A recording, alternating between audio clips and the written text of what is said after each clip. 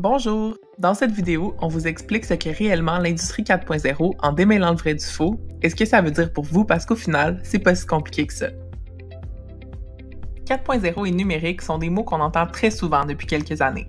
Lorsqu'on entend le terme transformation numérique, on pense tout de suite à un CRM ou un ERP qui nous permettrait de vendre plus ou de mieux gérer nos coûts. Alors que c'est totalement faux. Le plus gros mythe, c'est de penser que le numérique, c'est de refaire son site web. Si on prenait la situation à l'envers, l'industrie 4.0, c'est pas une fin en soi, c'est pas seulement un outil ou un logiciel magique, c'est un amalgame de moyens qui agira sur les enjeux stratégiques de votre entreprise pour atteindre vos objectifs d'affaires. Ça passe aussi par un besoin de structurer ses données, et c'est difficile de prendre de bonnes décisions d'affaires quand on se sent dépassé par les données de sa propre entreprise. On peut rapidement se retrouver dans tout un fouillis.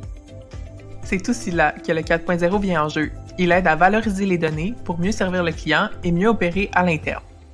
Le grand dilemme ou la principale difficulté, c'est de savoir par où commencer, parce que le chemin est vraiment pas le même pour tout le monde. Prenez un moment pour observer ce canevas et identifier l'endroit où votre entreprise aurait les plus grandes lacunes. C'est sur ces aspects qu'on devrait d'abord se concentrer. Prenons l'exemple de Luc. Ce dernier dirige une manufacture de crayons. Il voudrait augmenter rapidement ses ventes et sa productivité, bref, être plus rentable. Il n'a pas vraiment d'objectif précis, mais il veut faire vite. Il se lance donc dans le 4.0 sans vraiment consulter les autres membres de son équipe. Il commence de manière un peu aléatoire par l'implantation d'un système intégré qui pourra gérer toutes les fonctions de son entreprise. Il choisit l'option la plus dispendieuse et la plus récente qui semble être un gage de qualité.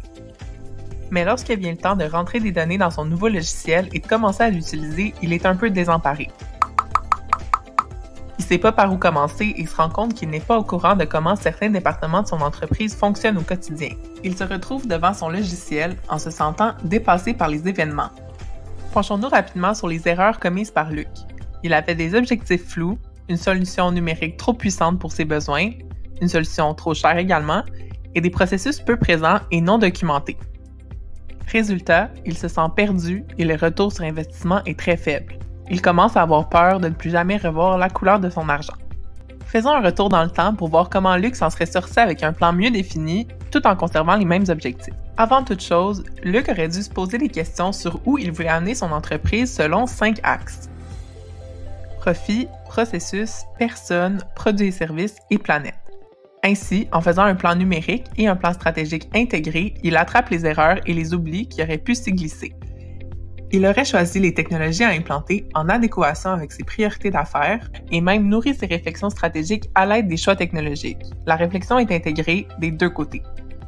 De plus, Luc aurait dû se pencher sur ses processus et se rendre compte qu'il fallait les documenter avant même de les numériser.